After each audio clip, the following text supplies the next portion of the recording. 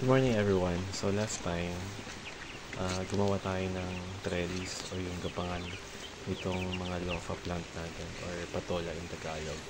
So as you can see, after few weeks, ito na yung mga yung mga patola, yung vine niya, gumapang na. At meron na siyang bunga. So kung makikita niyo, dalawang malalaking bunga na pwede na i-harvest. Ito. At the best ito ngayon tag-ulan kasi maganda to, burrito kong soup. Chicken soup na may satanghon tapos lagyan ng patola. So i-harvest ko siya ngayon.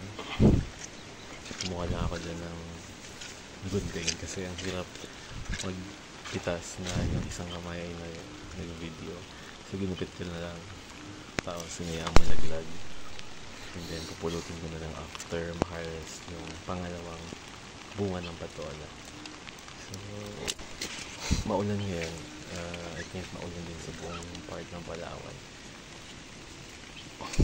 So bukas ayusin ko yan kasi marami pa akong kailangan lagyan ng gapangan kasi doon sa may fence marami din yung patola na mahaba na yung mga fence.